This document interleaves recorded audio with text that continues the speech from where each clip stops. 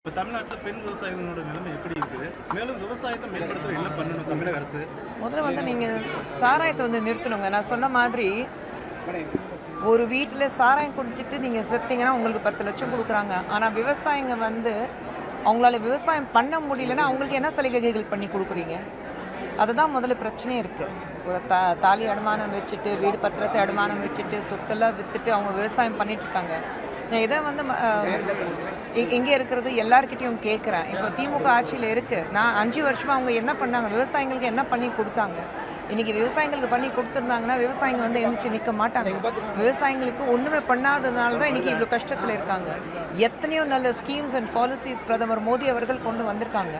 India முழுவதும் எல்லாருக்கும் அந்த ஸ்கீம்ஸ் ஒரு 300-400 ஸ்கீம்ஸ் இருக்குது. அது எல்லாத்தையும் பயன்படுத்துகிறாங்க. பக்கத்தில் இருக்கிற கர்நாடகா இருக்கட்டும், இல்லைன்னா ஆந்திர பிரதேஷ் அண்ட் கேரளா இருக்கட்டும், இல்லைனா நீங்கள் தெலுங்கானா இருக்கட்டும், எல்லா இடத்துலையும் உங்களுக்கு ஸ்கீம்ஸ் இருக்குது. ஒரு 300-400 ஸ்கீம்ஸ் வந்து அவங்க எல்லாமே பயன்படுத்துகிறாங்க. ஆனால் தமிழகத்தில் மட்டும் ஒரு 30 கூட தாண்டலை. அப்படி இருக்கும்போது நீங்கள் எதுக்கு அந்த தடை வைக்கிறீங்க? உங்களால் எதுவும் பண்ண முடியல. அதே மாதிரி வந்து மத்திய அரசாங்கம் நம்மளுடைய விவசாயிகளுக்காக எதுவும் நல்ல ஸ்கீம்ஸ் கொண்டு வந்தால் அது கூட நீங்கள் மக்களுக்கு கொண்டு போய் சேர்க்கறது இல்லை.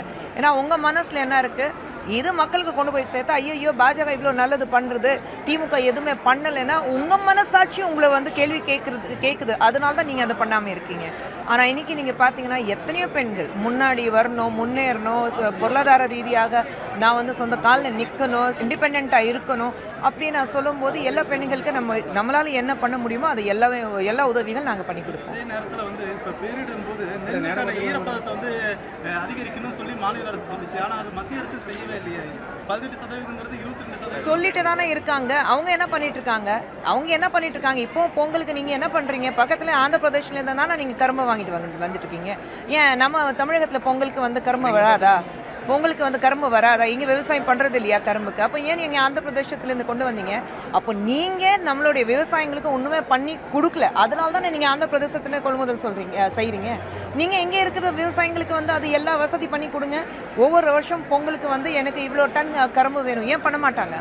ஏன்னா பண்ணாக்கா அவங்க வந்து கேள்வி கேட்குற அளவுக்கு ஆயிடுவாங்களே. விவசாயிங்க கேள்வி கேட்கக்கூடாது, சொன்னது மட்டும் செய்யணும்.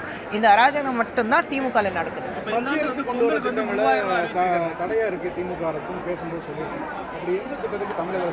எந்த திட்டம் அவங்க பண்ணி கொடுக்குறாங்க சொல்லுங்க? பிரதான் மந்திரி கிசான் யோஜனா இருக்கு, அதில் எத்தனை பேர் வந்து லாபம் அடைஞ்சிருக்காங்க சொல்லுங்க?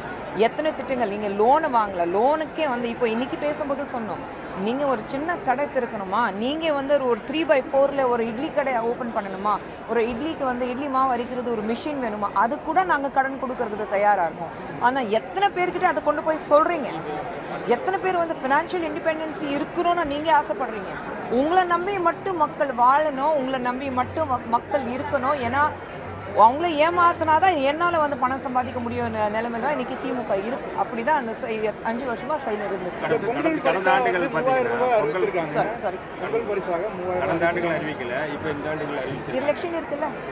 எலெக்ஷன் இருக்கு. நீங்க வந்து அப்படியே பாத்தீங்கன்னா நம்மளுடைய வந்து சானிட்டரி ஒர்க்கர்ஸ் எத்தனை வருடமாக வந்து போராட்டம் நடத்திட்டு இருக்காங்க. அவங்களுக்கு என்ன பண்ணி கொடுத்தீங்க? நம்மளுடைய எல்லாமே ஆசிரியர்கள் எத்தனை போராட்டம் நடத்தினாங்க. நீங்க என்ன பண்ணிட்டு இருக்கீங்க? நீங்க வந்து அப்போ 2021 தேர்தல் அறிக்கையில் எவ்வளோ விஷயங்கள் சொன்னீங்க. நாங்கள் வந்து பெண்களுக்கு வந்து 1000 ரூபாய் கொடுப்போம், 6 மாதம் கொடுப்பீங்க. அதுக்கப்புறம் நீங்கள் கொடுக்கவே இல்லை. இப்போ மறுபடியும் 6 மாதத்துக்கு முன்னாடி தானே மறுபடியும் 1000 ரூபாய் கொடுக்க ஆரம்பிச்சிங்க. அப்போ நீங்கள் மத்தியில் நடுவில் இருக்கிறது அந்த 4.5 வருஷம் என்ன பண்ணீங்க? நீங்கள் உங்களுக்கு போன வருஷம் எலெக்ஷனில் நான் கொடுக்கல, இப்போ பொங்கலுக்கு பரிசு சொல்கிறீங்க. நீங்கள் வந்து ரேஷன் கடையில் வந்து 3000 ரூபாய் உங்களுக்கு கொடுக்குறாங்க. ஏன் இதுக்கு முன்னாடி இந்த எலெக்ஷனுக்கு முன்னாடி யாரும் ரேஷன் கடையில் பொருட்கள் வாங்குறது இல்லையா? வாங்குறாங்கல்ல. அப்போ ஏன் நடுவில் நீங்கள் கொடுக்கல? மேடம், கடந்த 20 ஆண்டுகளாக பார்த்தீங்கன்னா அரசுகள் வந்து பென்ஷன் ஸ்கீம் கேட்டு பென்ஷன் ஸ்கீம் அரசுகள் நிறைய கடுமையான யார் சொன்னாங்க? கேட்கல. 20 ஆண்டு நிறைவேற்ற அவங்க சொல்லுவாங்க, பண்ணாதது நாங்க பண்ணியிருக்கோம் தான் சொல்லுவாங்க.